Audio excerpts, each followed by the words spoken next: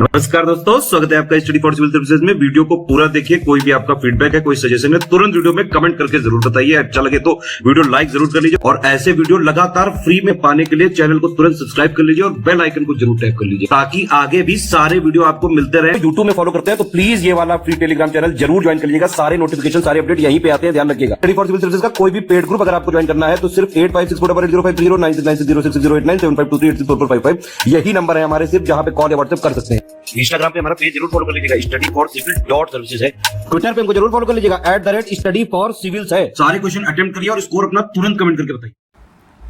दोस्तों नमस्कार, study for civil services में आप सभी का स्वागत है। यूपीपीएससी पेड क्विज हम जो देख रहे हैं लगातार कंटिन्यू करेंगे उसको। यहाँ पे आज के फर्स्ट क्वेश्चन के साथ हमारे पेड ग्रुप से स्टार्ट है, आप उसमें एडमिशन ले सकते हैं। नीचे डिस्क्रिप्शन बॉक्स में दिए गए कॉन्टैक्ट डिटेल्स पे कॉन्टैक्ट करके, ठीक है। तो देखते हैं, चलिए। कहा गया आपसे कि हाल ही में विश्व स्वास्थ्य संगठन WHO इन्होंने किस कृत्रिम मधुरक को संभावित कैंसर कारक पदार्थ घोषित किया है। तो रिसेंटली जो है WHO ने अनाउंस किया है कि जो एक आर्टिफिशियल स्वीटनर होता है एस्पार्टिन, ठीक है, इसके बारे में शायद आपने जैसे ये पॉलीमर वगैरह वाले चैप्टर में पढ़ा होगा। तो इसको सब्सटेंस ऐसा घोषित किया है कि जो कैंसर पैदा कर सकता है, ठीक है। कार्सिनोजेनिक जो सब्सटेंसेस होते हैं ये ऐसे हैं कि जो किसी खाद्य पदार्थ में अगर हैं और वो किसी व्यक्ति में कैंसर की बीमारी जो है उत्पन्न कर सकते हैं। तो जैसे आमतौर पे आपने स्पार्टम के बारे में देखा होगा कि ये कहाँ पाए जाते हैं, जो सॉफ्ट ड्रिंक्स आती हैं जैसे ये सब होता है, पेप्सी वगैरह, और जैसे च्युइंगम्स कुछ होते हैं तो उसमें ये डला होता है उसको मीठा यानी टेस्ट देने के लिए। तो इम्पोर्टेंट है, ध्यान रखेंगे।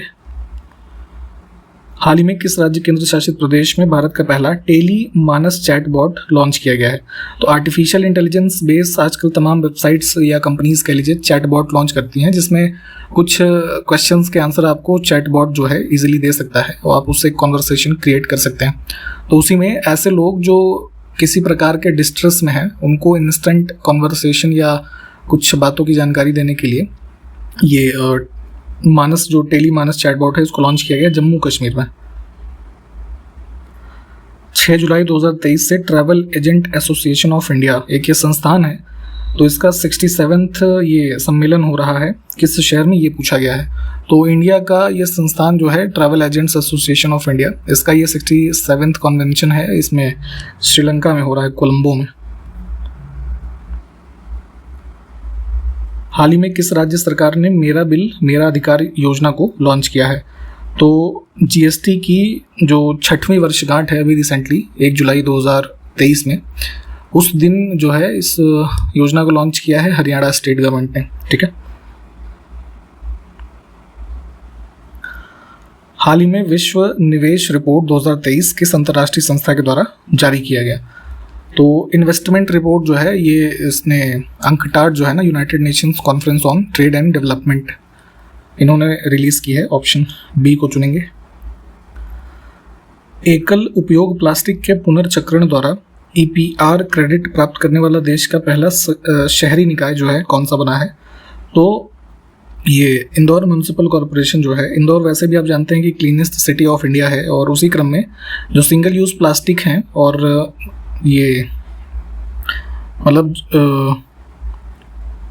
जो band single use plastic items हैं उनको रिसाइकिल करने के लिए और उसको फर्दर यूज़ किए मतलब अन्य चीज़ों में यूज़ करने के लिए यहाँ पे जो ये EPR का मिला है क्रेडिट, ये कि बेसिकली सर्टिफिकेट टाइप का समझिए, एक्सटेंडेड प्रोसीजर रिस्पॉन्सिबिलिटी क्रेडिट होता है। तो यहाँ पे इंदौर म्यूनिसिपल कॉरपोरेशन को भी यहाँ पे इस चीज़ के लिए मिला है। तो इम्पॉर्टेंट रहेगा, ध्यान रखना है EPR क्रेडिट के बारे में और किसको मिला है, इंदौर म्यूनिसिपल कॉरपोरेशन।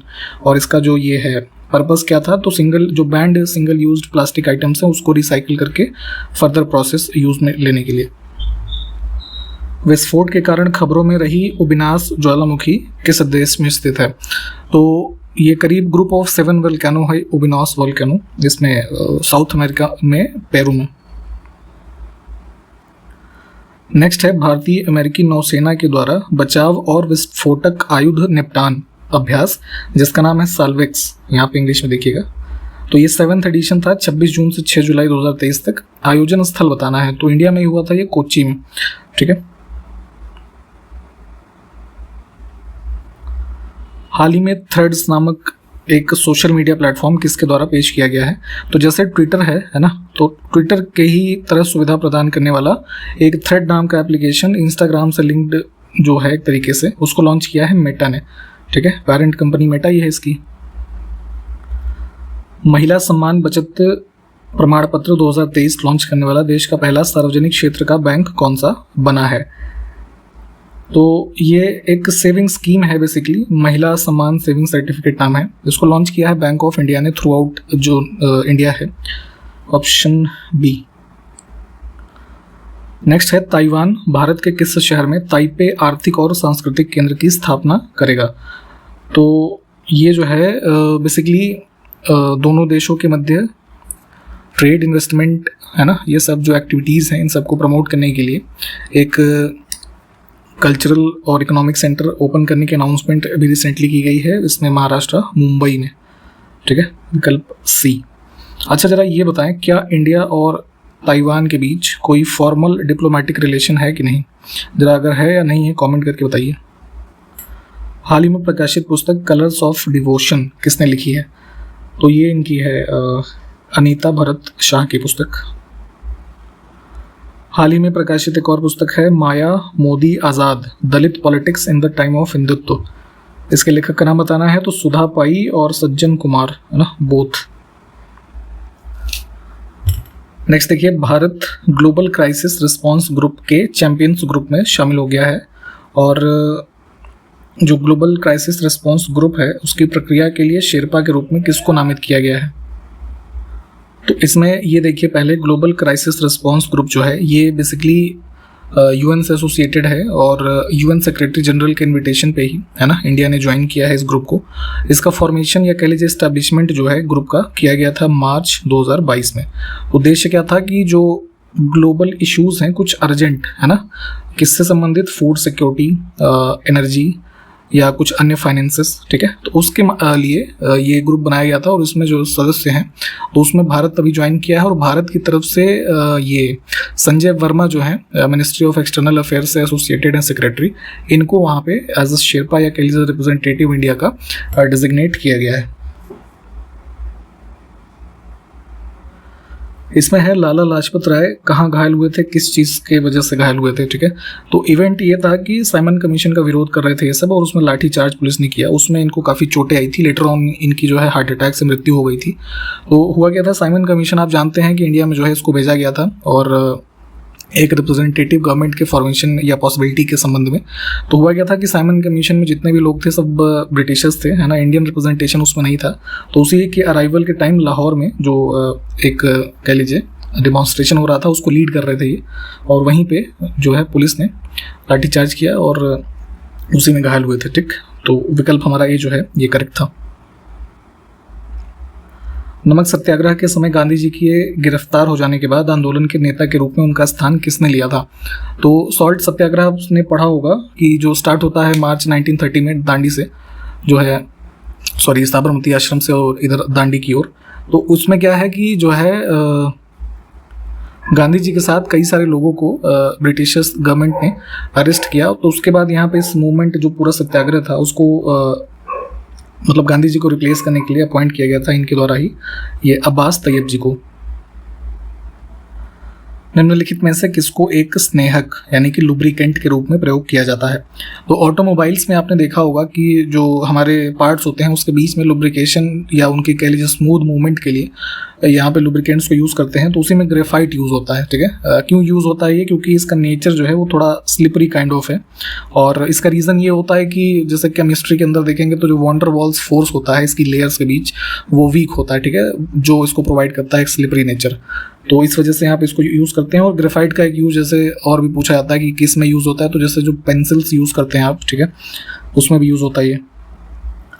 निम्नलिखित में से कौन सा ब्राह्मण ग्रंथ ऋग्वेद से संबंधित है? तो ऋग्वेद जो कि हमारा सबसे ओल्डेस्ट वेद है उससे संबंधित हमारा ब्राह्मण ग्रंथ है ऐतरेय ब्राह्मण। ऑप्शन ए को चुनेंगे। बेसिकली क्या है कि ब्राह्मण जो ग्रंथ हैं इसको आप ऐसे समझ सकते हैं कि इनका भी मतलब एंशिएंट टाइम्स में ही जो है संकलन किया गया और हमारे वैदिक संहिताओं में जो कुछ डिफिकल्ट मीनिंग या सीक्रेट नॉलेज थी उसको एक्सप्लेन किया गया इनके माध्यम से, ठीक है। तो ऋग्वेद से संबंधित जो है ये ऐतरेय ब्राह्मण, इसके अलावा जैसे ये कौशितकी ब्राह्मण एक है, ये काफ़ी पॉपुलर है।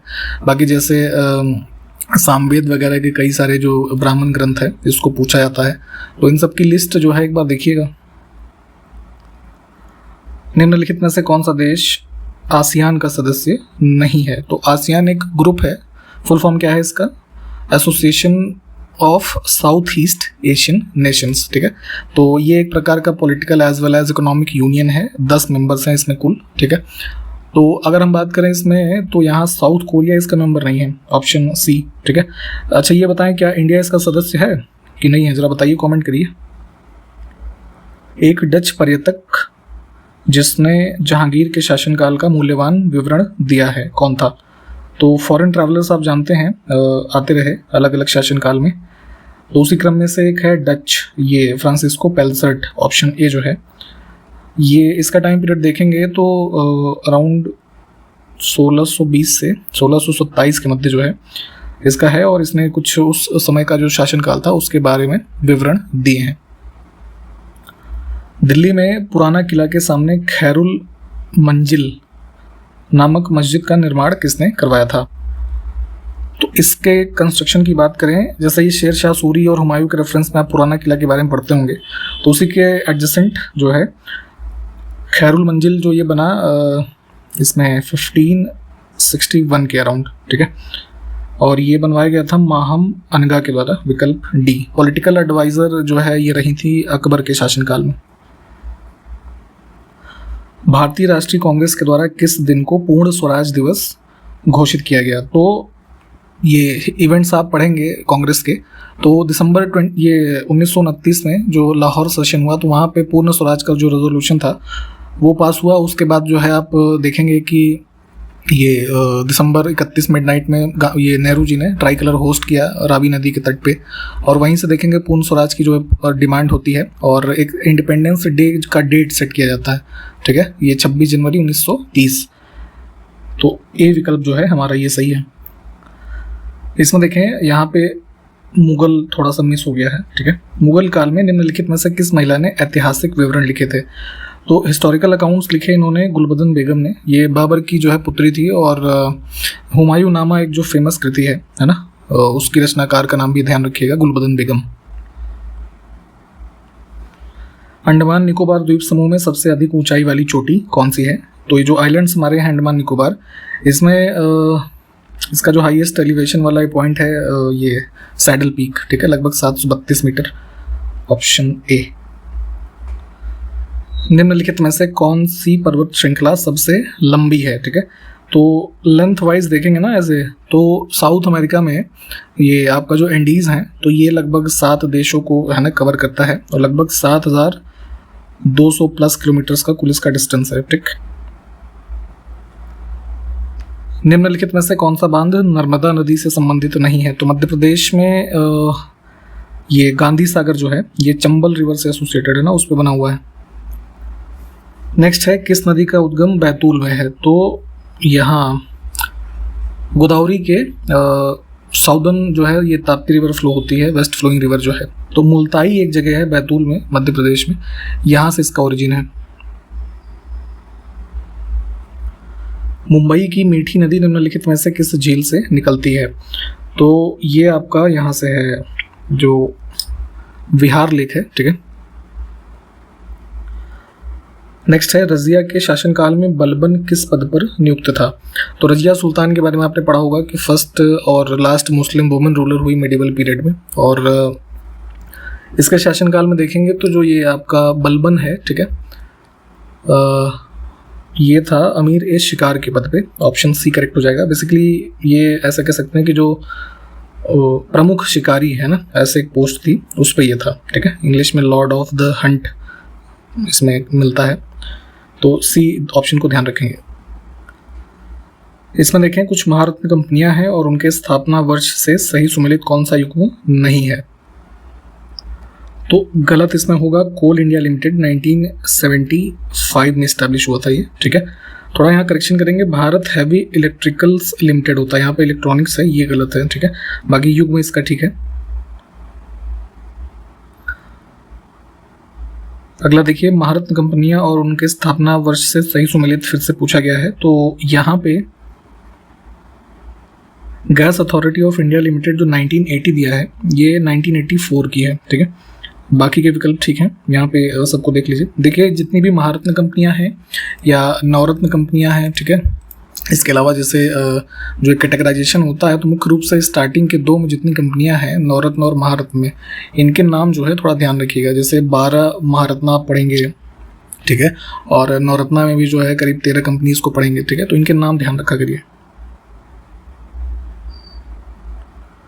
यहाँ पे है कौन सा पेयर सुमेलित नहीं है, तो कुछ माउंटेन रेंजेस हैं और उससे संबंधित जो हाईएस्ट पीक है वो लिखा है। तो कैस्केड रेंज में देखेंगे ये माउंट रेनियर है ना, ये जो टियोटेपेक लिखा है ये गलत है।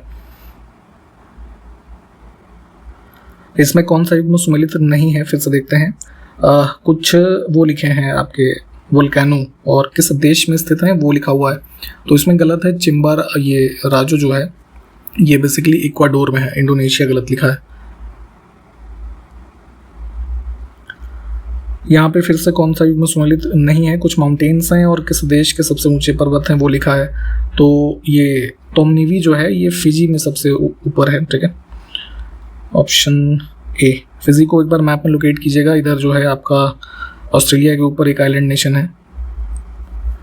इनमें से किन्होंने नेशनल लिबरेशन फेडरेशन, जिसका पॉपुलर नाम लिबरल पार्टी है, उसको बनाया था? तो ब्रिटिश टाइम पीरियड में अराउंड 1910 में कुछ ब्रिटिश इंटेलेक्चुअल्स थे, जैसे टी.बी. सप्रू, एम.आर. जैकर, है ना, और ये वी.एस. श्रीनिवास थे, ये सुरेंद्र नाथ बनर्जी, ठीक है। तो इन सब के साथ यहाँ पे इसको शुरू किया गया था। हाल ही में किस देश की पुरुष हॉकी टीम ने FIH प्रो लीग 2022-23 जीत लिया है? तो ये हॉकी का आयोजन था, फेडरेशन ऑफ इंटरनेशनल हॉकी, ठीक है। तो प्रो लीग जो हुई इसमें नीदरलैंड की टीम जीती है, और इंडिया की अगर बात करें तो इंडिया 4थे पोजीशन पर रहा था। हाल ही में दूरसंचार विभाग ने किसके सहयोग से इंटरनेट की शक्ति का जश्न मनाने के लिए भारत इंटरनेट उत्सव शुरू किया है? तो इंटरनेट एक काफ़ी इंपॉर्टेंट टूल है आज की डेट में, ठीक है। कई सारी चीज़ें बिना इसके पॉसिबल नहीं है। तो इसी चीज़ को सेलिब्रेट करने के लिए हमारा जो डिपार्टमेंट ऑफ टेलीकॉम या कम्युनिकेशन है, कह लीजिए, ये इसमें माई गॉव इनिशिएटिव जो भारत का है, ठीक है, भारत सरकार का, जो एक सिटीजन और गवर्नमेंट्स के बीच में एक डिजिटल और टेक्नोलॉजिकल जो सपोर्ट प्रदान करता है कई सारी सर्विसेज के माध्यम से, तो इन दोनों के कोलैबोरेशन में भारत इंटरनेट उत्सव जो है इसको ऑर्गेनाइज किया जा रहा है। हाल ही में शिक्षा मंत्रालय ने वर्ष 2021-22 के लिए राज्यों केंद्र शासित प्रदेशों के लिए प्रदर्शन ग्रेडिंग इंडेक्स 2.0 पर रिपोर्ट जारी की। इसकी पहली रिपोर्ट किस वर्ष के लिए जारी की गई थी ये बताना है। तो देखिए, ये परफॉर्मेंस ग्रेडिंग इंडेक्स बेसिकली क्या है कि जितने भी स्कूल्स हैं इंडिया में, ठीक है, तो उनको कई सारे डायमेंशंस पे जो है डिवाइड करके उनकी परफॉर्मेंस को एसेस करने से संबंधित एक रिपोर्ट है, ठीक है। तो ये पहली बार जो ये रिलीज़ की गई 17-18 के जो है उसमें फाइनेंशियल ईयर के लिए, और अभी रिसेंटली जो सेकंड एडिशन आई है ये हमारी न्यू एजुकेशन पॉलिसी जो आई थी 2020 में उससे अलाइंड है, ठीक है, और ये 2021-22 के आंकड़े के साथ अभी प्रस्तुत की गई है। तो ध्यान रखेंगे, ये इंपॉर्टेंट है, थोड़ा इसके बारे में डिटेल में पढ़िएगा। हाल ही में भारत के पहले वैदिक थीम वाले पार्क का उद्घाटन कहाँ पर किया गया है? तो जो हमारे 4 वेद हैं, है ना, ऋग्वेद, सामवेद, यजुर्वेद और अथर्ववेद, उनकी यहाँ पे टीचिंग्स और कुछ ऐसे मतलब आकृतियों से लेजर शोज वगैरह हैं इसमें, है ना, इन सब के माध्यम से बना हुआ एक पार्क अभी रिसेंटली उत्तर प्रदेश के गौतम बुद्ध नगर जो जिला है उसमें नोएडा सेक्टर 78 में इनॉग्रेट किया गया है, ठीक है। काफ़ी आकर्षक है और यहाँ से कई सारी जो मतलब वैदिक जो कह लीजिए हमारी चीज़ें हैं उसको लोगों तक एक नए तरीके से पहुँचाने का प्रयास किया गया है। ध्यान रखेंगे, उत्तर प्रदेश के एग्जाम्स के लिए बेहद इंपॉर्टेंट है ये। हाल ही में किस राज्य सरकार ने जल निकायों को पुनर्जीवित करने के लिए अमा पोखरी योजना को लॉन्च किया है? तो बेसिकली इसमें मुख्य रूप से अर्बन वाटर बॉडीज जो हैं उनको एक प्रकार से दोबारा एकदम रिवाइव करने के लिए, रिजुवनेट करने के लिए ये स्कीम चलाई गई है उड़ीसा में। हाल ही में शंघाई सहयोग संगठन SCO इसका 9वां स्थायी सदस्य देश जो है कौन बना है? तो देखिए, SCO समूह के बारे में थोड़ा पढ़िएगा। इसको जो है एक तरीके से फाउंडेशन जो ईयर है ये ध्यान रखना होता है, मतलब एग्जाम्स में कई बार पूछ लिया जाता है। तो 2001 में जो है इसकी फॉर्मेशन की गई और वर्तमान में इसमें कुल 9 जो परमानेंट मेंबर हो गए हैं। तो रिसेंटली अभी जो हमारा ये इसका 21st सेशन हुआ था उसमें ईरान को जो है इंक्लूड करने के लिए रिजोल्यूशन दिया गया और ईरान ने जो है अभी परमानेंटली इसको ज्वाइन किया है फुल मेंबर के रूप में। तो ऑप्शन ए को चुनेंगे। हमारे जो 9 मेंबर्स हैं इस समूह के कौन कौन से हैं? चाइना, रशिया, तजाकिस्तान, कजाकिस्तान है, उज़्बेकिस्तान है, किर्गिस्तान है, इंडिया है, पाकिस्तान है और अब ईरान हो गया। ठीक, तो इन देशों का नाम रखेंगे। एक क्वेश्चन यहाँ से आपसे पूछता हूँ कि इंडिया और पाकिस्तान ये किस वर्ष में SCO के मेंबर्स बने थे? ठीक है, फुल टाइम मेंबर। ये कमेंट करिए और इसी के साथ यहाँ पे इस वीडियो को भी हम समाप्त करेंगे। इसके आगे से कंटिन्यू करेंगे अगले वीडियो में। तब तक के लिए नमस्कार, जय हिंद।